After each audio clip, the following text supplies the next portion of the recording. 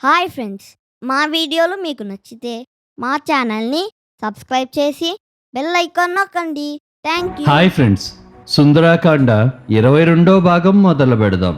తనను బందీగా చేసి సభకు రప్పించుకున్న రావణుడి చర్యకు మహాపరాక్రమవంతుడైన హనుమంతుడు విస్మితుడై పిదప రోషంతో కళ్ళు ఎర్రబారగా అతను తెరపారా చూశారు. మేలిమి బంగారంతో నిర్మితమై అమూల్యమైన ముత్యాలు పొదకబడిన కిరీటం ధరించి ఉన్నాడు రావణుడు. ఆ కిరీట కాంతులతో సహజమైన అతని తేజస్సు దుగునీకృతమైనది. రావణుడు వజ్రాలతోనూ అమూల్యమైన మణులతోనూ పొదగబడిన తలిచిన మాత్రమే సృజింపబడవా అన్నట్లు చిత్ర విచిత్రమైన స్వర్ణాభరణాలను ధరించి భాషిస్తున్నాడు రావణుడు. వెలకట్టలేని తెల్ల పట్టు వస్త్రాలు ధరించి శరీరానికి శ్రేష్టమైన ఎర్రని చందనం అద్దుకుని ఉన్నాడు. అతని శరీరం మీద విచిత్రాలైన అనేక రకములైన బొమ్మలు చిత్రించబడి ఉన్నాయి. మహావీరుడు తేజో విరాజమానుడైన ఆ రావణుడు భీతిగొలిపే ఎర్రబారిన కన్నులు గలవాడై కోరలు గల వేలాడుతున్న పెదవులు గల తన 10 తలలతో క్రూర మృగాలతో కూడిన శిఖరాలతో అల్లారుతున్న మందార పర్వతం చందాన ఉప్పారుతున్నాడు. నల్లని కాటుక కొండల్లా ఉన్న ఆ రావణుడి వక్షస్థలం మీద చంద్రుడు చందాన ముత్యాలహారాలు ప్రకాశిస్తున్నాయి. అతని బలిష్టమైన గుండ్రటి బాహువులకి భుజకీర్తులతో దండకాయాలతో ఉప్పారుతున్నాడు. మేలిమి చందన పూతలతో శోభిల్లుతూ 5 పడగల సర్పాన్ని పోలినట్లు కానవస్తున్నాడు. స్ఫటిక నిర్మితమైన చిత్రవర్ణాలు వెదజల్లుతున్న రత్నాలు పొదిగిన రత్నకంబలి పరిచి ఉన్న సింహాసనం మీద ఆ రావణుడు అపురూపమైన రాజసంతో ఆసీనుడై ఉన్నాడు. చక్కగా అలంకరించుకున్న సుందరీబనులు సింహాసనం మీద రాజసంతో ఆసీనుడై ఉన్న రావణుడికి 2 వైపులా నిలబడి వింజమరాలు వీస్తూ అతన్ని సేవిస్తున్నారు. మంత్రాంగంలో సిద్ధహస్తులు బలదర్పితులు అయిన దుర్ధరుడు, ప్రహస్తుడు, మహాభరతుడు, నికుంభుడు అనే ఈ 4 రాక్షస మంత్రులు రావణుడి చుట్టూ సమీపంలో కూర్చుని ఉన్నారు. అతని హితాన్ని కోరే రాజమంత్రులు సమయానుకూలమైన సూచనలివ్వడంలో సమర్థత కలిగిన వారు మరికొందరు రాజమందిరంలో అతన్ని పర్యవేక్షిస్తూ ఉండగా ఆ రావణుడు దేవతలు సేవిస్తున్న ఇంద్రుడిలా కానవచ్చాడు. హనుమంతుడు సింహాసనం మీద ఆసీనుడై మేర పర్వత శిఖరం మీద నిలబడ్డ సజ్జల మేఘం వలె రాజటీవితో తేజస్సుతో తేజరెల్లుతున్న రాక్షసేంద్రుడైన రావణుణ్ణి హనుమంతుల వారు చూశారు. తనను పరాక్రమవంతులైన రాక్షసులు ఒక వంక పీడిస్తూ బాధిస్తున్నప్పటికీ ఏమాత్రం పట్టించుకొని హనుమంతుల వారు ఆశ్చర్యచకితులై రావణుణ్ణి రెప్పవాల్చకుండా చూస్తూ ఉండిపోయారు. అలా తదేకంగా కాసేపు చూసిన తర్వాత రావణుడి తేజో ప్రకాశానికి మైమరిచిన వారై ఆ హనుమంతుల వారు తనలో తాను ఇలా అనుకోసాగారు. ఆహా, ఏమి రూపం, ఏమి శౌర్యం, ఏమి బలం, ఏమి తేజస్సు! నిజానికి రాక్షసరాజైన రావణుడు సకల ప్రదర్శన లక్షణాలతో విరాజిల్లుతున్నాడే. అతనిలో అధర్మ ప్రవర్తనమనే అవలక్షణం ఇంత బలంగా లేకపోయి ఉంటే ఈ రావణుడు దేవేంద్రుడికి సహితమైన స్వర్గలోకానికి సైతం పాలిస్తూ ఉండేవాడు కదా.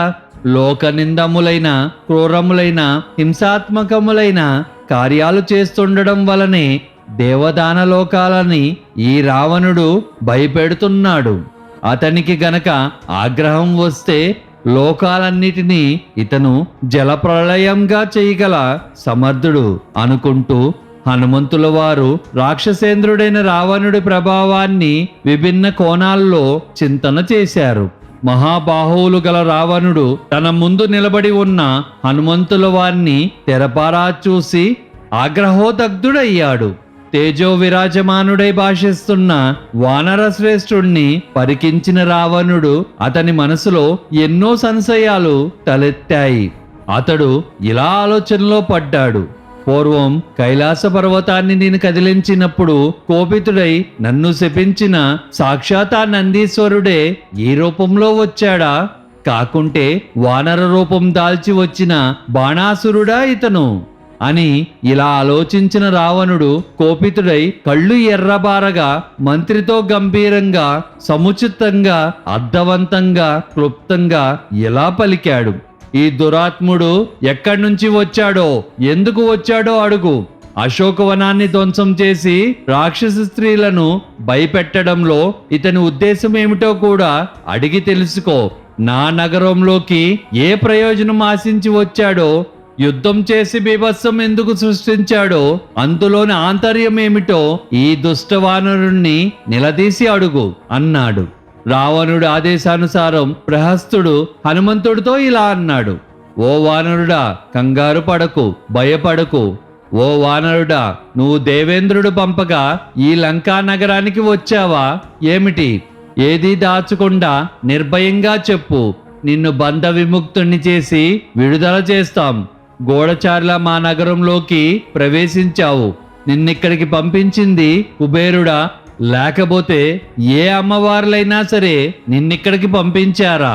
ఇదన్నీ కాకపోతే మమ్మల్ని అదుపులో తెచ్చుకోవడానికి ఆతృత పడుతూ ఉన్న సాక్షాత్ విష్ణువే నిన్ను దూతగా ఇక్కడికి పంపించాడా? నువ్వు రూపంలో మాత్రమే వానరుడు. వానరులకు ససేమేరా ఇంతటి తేజస్సు ఉండదు, అసంభవం. నువ్వు నిజం చెప్తే తక్షణం విడుదల చేస్తాము, కానీ అబద్ధం చెప్తే మాత్రం ప్రాణాలతో ఉండవు. ఒకవేళ ఎవరూ పంపక నీ అంతట నువ్వే ఇక్కడికి వచ్చావా?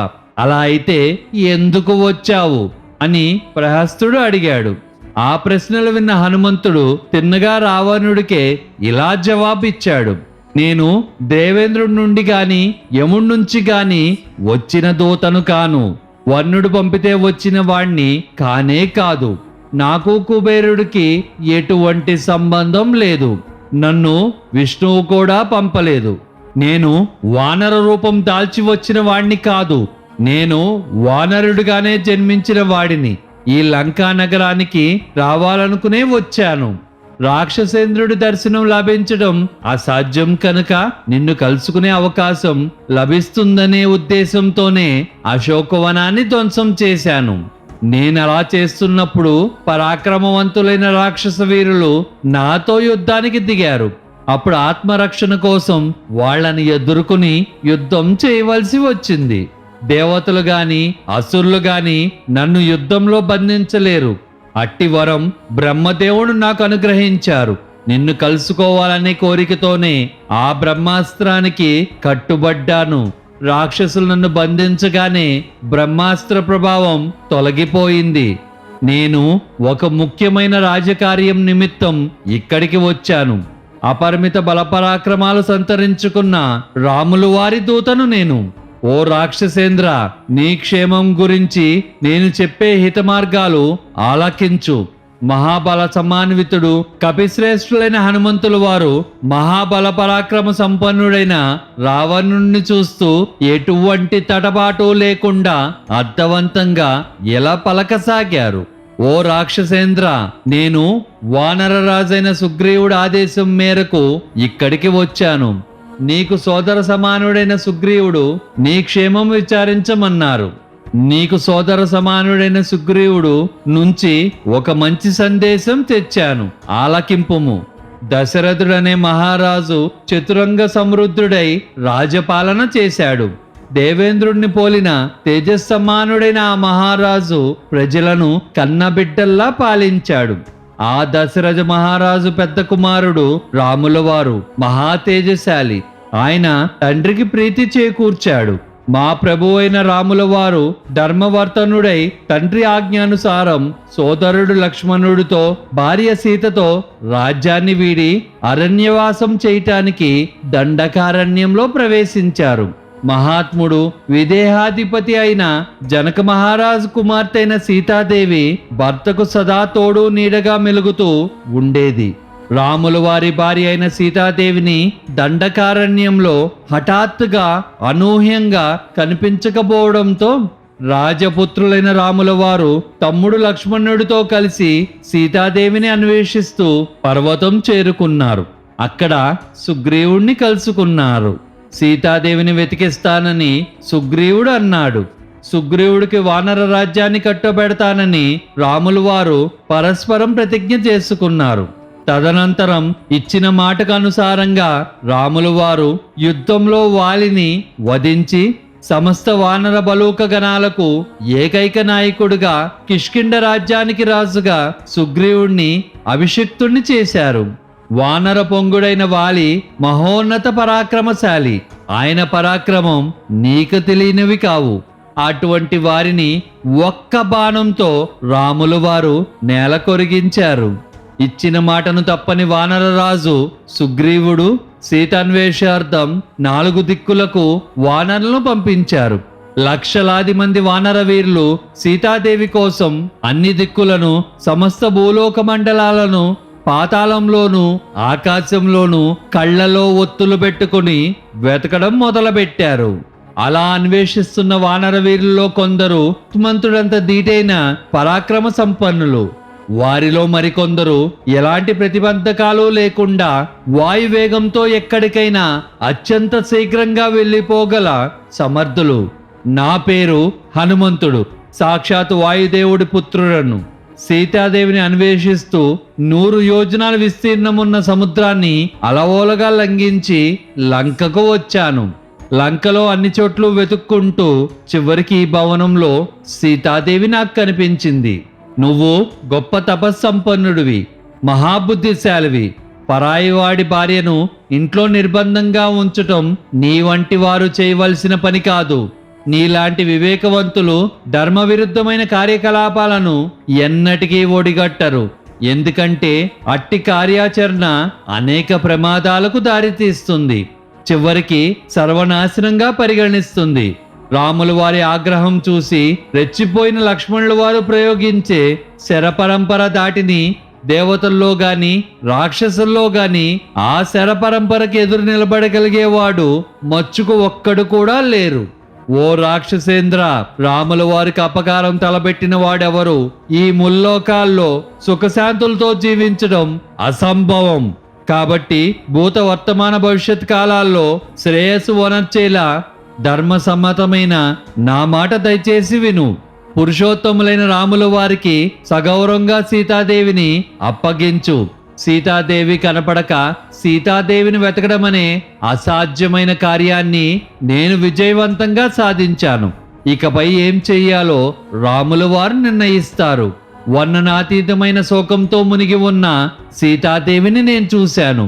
నీ భవనంలో ఆమె నిర్బంధించి ఉంచడం మహాప్రమాదకరం. 5 తలల మహాసర్పాన్ని ఉంచుకోవడం వంటిదని నువ్వు గ్రహించుకున్నావు. విషపూరితమైన అన్నాన్ని తిని జీర్ణించుకోవడం ఎంత వాడికైనా అసాధ్యం. అలాగే సీతాదేవిని ఆధీనంలో ఉంచుకోవడం సురాసుల్లో ఎవరికీ ముమ్మాటికి సాధ్యం కాదు. ఓ రావణుడా, నువ్వు కఠోర తపశ్చర్యల మూలంగా ఇతర ధర్మాలు పాటించిన ఫలితంగా దీర్ఘాయువును వరంగా పొందావు. దాన్నిప్పుడు చేతులారా నాశనం చేసుకోవడం భావ్యం కాదు. తపస్సు ఫలంగా దేవతల నుండి కాని రాక్షసుల నుండి కాని మరణం లేకుండా వరం పొందానని ఆనందిస్తూ ధైర్యంగా ఉన్నట్లు ఉన్నావు. నేను చెప్పే కారణం వింటే ఆ భావన కూడా సరైంది కాదని నీకే అర్థమవుతుంది. సుగ్రీవుడు దేవగణానికి చెందినవాడు కాదు, అసురుడు కానే కాదు.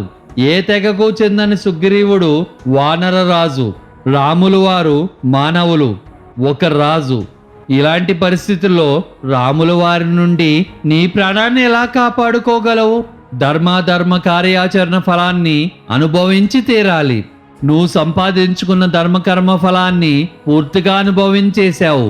ఈ విషయంలో నాకెటువంటి సందేహం లేదు. ప్రస్తుతం నువ్వు చేస్తున్న అధర్మ కార్యాచరణ ఫలాన్ని త్వరలోనే చెవి చూస్తావు. జన్మస్థానంలో రాక్షస సంహారం, కిష్కిండలో వాలివధ, రామసుగ్రీవుల మైత్రి బంధాలు, వీటిని పరిగణంలోకి తీసుకుని ఓ రావణుడా, నువ్వే హితవు నిర్ణయించుకో. రాక్షస బలాలతో పరిరక్షితమై ఉన్న ఈ లంకా నగరాన్ని సర్వనాశనం చేయటానికి నేనొక్కడ్నే చాలు. కానీ అందుకు రాముల వారి అనుమతి లేదు. ఎందుకంటే సీతామాతను అపహరించిన శత్రువులను తానే స్వయంగా రూపుమాపుతానని రాములు వారు వానర బలూక గలాల ముందు ప్రతిజ్ఞ చేశారు. రాములు వారి మనసు నొప్పించి సాక్షాత్ దేవేంద్రుడైన సుఖశాంతులతో జీవించలేడు.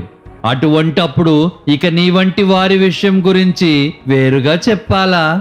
ఒక స్త్రీగా భావించి సీతామాతను అపహరించి నిర్బంధించి ఉంచావు.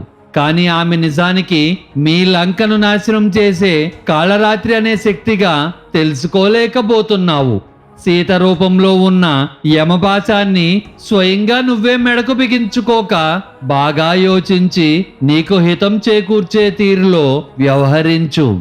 సమున్నతమైన బురుజులతో విశాలమైన వీధులతో అందంగా అల్లారుతున్న ఈ లంకా నగరం రాముల వారి క్రోధాగ్ని జ్వాలలతో దగ్ధం కావడం చూడబోతున్నావు.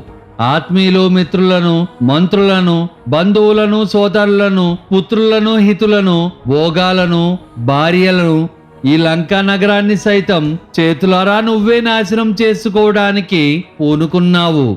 ఓ రాక్షసేంద్ర, నేను రాముల వారి దూతను, దాసుడను, పైగా వానరుడను. రాక్షసుడు అయిన నీ పక్షం గాని, మానవులైన రాముల వారి పక్షం గాని మాట్లాడకుండా పక్షపాతరహితంగా మాట్లాడుతున్నాను. నా సత్యవచనాన్ని ప్రశాంతంగా చిత్తగించి ఆలకించు. మహాశక్తి సంపన్నులైన రాముల వారు పంచభూతాలతో చరచరాలతో కూడుకున్న సకల లోకాలను క్షణంలో రూపుమాపి మరుక్షణంలోనే వాటిని యథాతథంగా సృష్టించగల సమర్థులు. దేవతలు, అసురులు, నరులు, యక్షులు, రాక్షసులు, విద్యాధరులు, గంధర్వులు, నాగులు, సిద్ధులు, కిన్నెర్లు, పక్షులు, సమస్త ప్రాణుల్లో ఏ ఒక్కరూ సర్వకాలాల్లో సర్వ ప్రదేశాల్లోనూ విష్ణువుకు సాటి అయిన పరాక్రమం గల రాముల వారి ముందు నిలబడి యుద్ధం చేయగల సామర్థ్యం లేనివారే. సకల లోకాలకు ప్రభువు రాజశ్రేష్ఠుడైన రాముల వారికి ఇంత అపకారం తలబెట్టిన నువ్వు ఇంకా బ్రతికి బయటపడటం అసాధ్యం. రణరంగంలో రాముల వారిని సంహరింప సంకల్పించుకున్న వాడిని స్వయంగా చతుర్ముఖుడైన బ్రహ్మదేవుడు గాని, ముక్కంటి త్రిపురాంతకుడైన రుద్రుడు గాని, దేవతలకు నాయకుడైన దేవేంద్రుడు గాని రక్షించలేరు అని హనుమంతుల వారు హితవు పలికారు. హేతుకాలు తనకు అప్రియమైన సహిత వచనాలు నిర్భయంగా ఈ విధంగా పలుకుతున్న హనుమంతుల వారిని చూసి సాటిలేని దశకంఠుడైన రావణుడు ఆగ్రహోదగ్ధుడై గుడ్లురుముతూ ఆ వానరోత్తముణ్ణి వధించమని ఆదేశాలిచ్చాడు. ఇక్కడితో సుందరాకాండ 22వ భాగం పూర్తయింది. మళ్ళీ వచ్చే భాగంతో కలుద్దాం. Bye friends.